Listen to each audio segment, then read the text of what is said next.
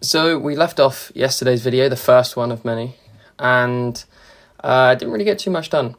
I ended up just sort of running around, punching trees, getting some food, so hopefully we're a bit more productive today. But if you did enjoy yesterday, then welcome back. Unfortunately, we didn't get a comment for what I was expecting or sort of hoping that we would have had a comment from somebody to stem conversation for today. But instead, I'll be talking about my own topic again today. So,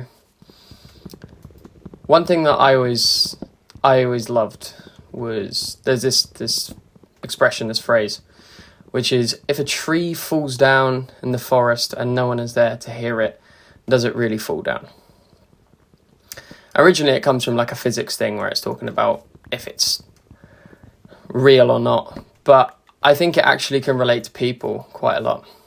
In that, if you're struggling with something and your tree is fallen over, you're defeated, you're not motivated, you've lost hope, and you need support, and nobody knows that you need this help, then how do you expect anybody to help you out with this situation? And it's not necessarily that you expect them to help you out, but you can't allow people to help you if you don't want to help yourself, or if you can't find a way to help yourself. So that's one thing that I definitely have done in the past, where I'm sure that I can speak for some people as well, is that isolating yourself from others is really quite a bad way to go about things. In that if you're already feeling bad, you're already feeling a certain kind of way, separating yourself from other people makes you feel worse.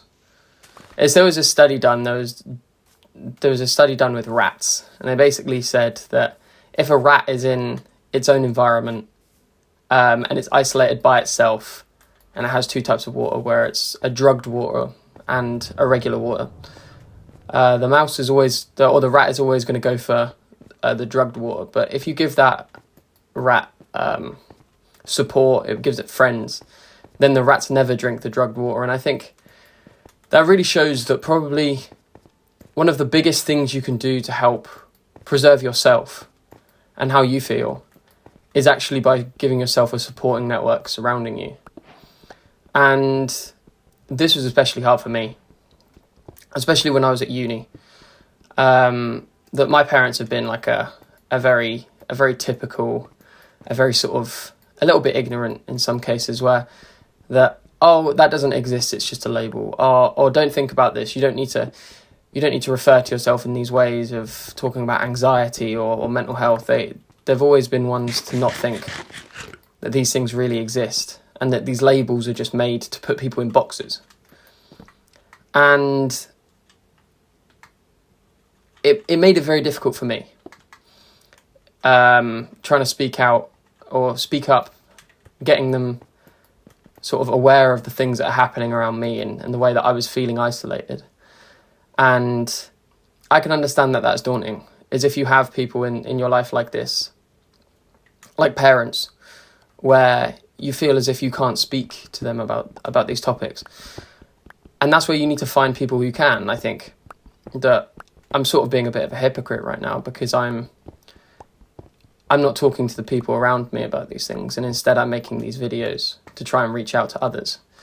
So I would find that find a method that suits you, of a way that you feel comfortable, and a way that you feel that you can speak to people around you, or just have a different outlet like what I'm doing.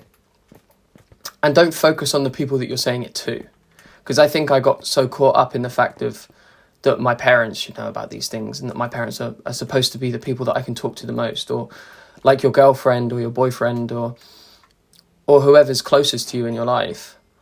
I fully understand how daunting that can be, that opening up to people closest to you is actually one of the biggest challenges.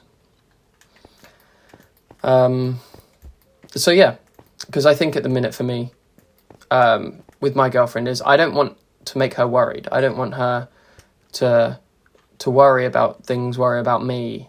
But there's sometimes when I just need to complain about things, and there's some things that make me feel a certain way, that I'd like to voice.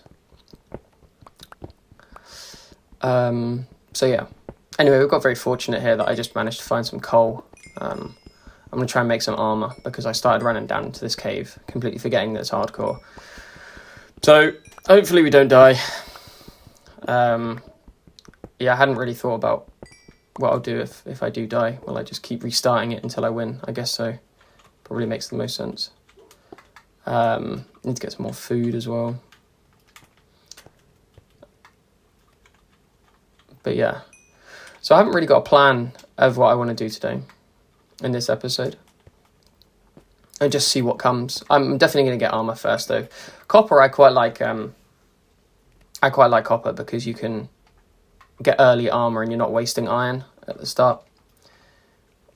And it's nice and quick to get, so it'll probably make this a lot easier to do. So yeah. So yeah, if you have watched this far, please do feel free to drop a like. And then also what I mentioned in yesterday's video is that if you can leave a comment down below if there's something that you're struggling with or any advice that you need, or you can speak to people in the comment section potentially about this. I sort of want to create like a supportive, safe space in the comment section. So yeah, I now need to make some torches.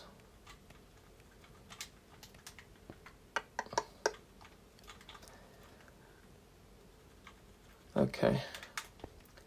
So I think I'm just going to get full copper and then move further in.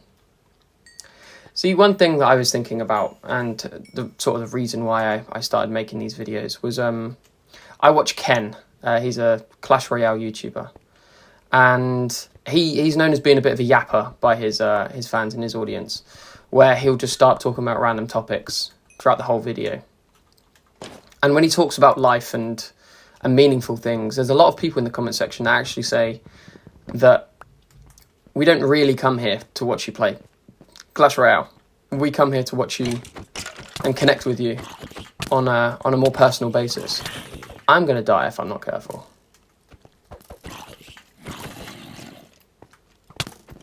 Whoa, why is that so quick?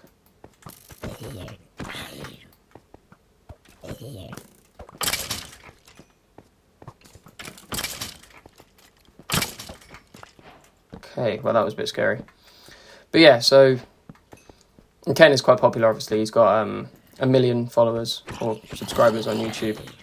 And if you haven't seen any of his videos, I'd recommend it if you're... Not even if you watch Clash Royale. Just the type of person that he is.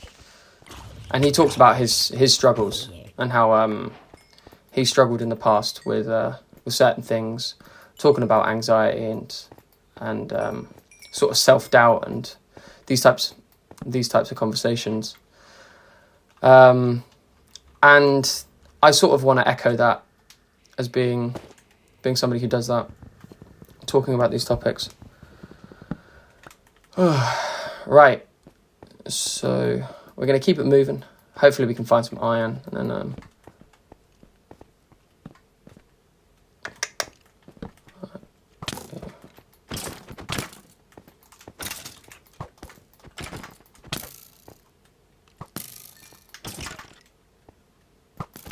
Oh my god, I realised that I cannot play at all. Like, I have to just stop talking when I'm trying to concentrate.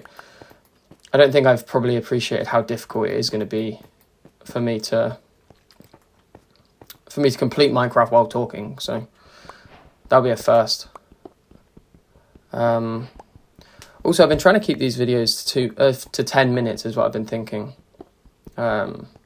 Just because I feel like if not, I'm going to start talking for too long and ramble a little bit. So let me know whether you want longer form and less ramble and talking about the game a bit more, or what. So I think I'm going to get enough iron for iron armor, and then that will be this episode completed. Oh, that's very fortunate. Some more iron. Lovely. How many have we got now? 17. Okay.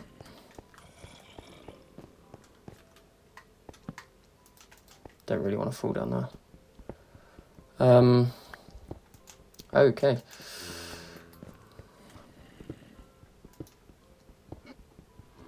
Oh, there's a witch. I'm not going down there. Right. I think I'm just going to cook my iron, and then I think that will be the episode for today. So thank you very much for watching episode 2. I hope you enjoyed. This one felt a bit more rambly than the first, but if you did enjoy, please leave a comment, and then we can have a conversation, have a talking point for next time. And so thank you very much. Leave a like, subscribe, and I'll see you in the next video.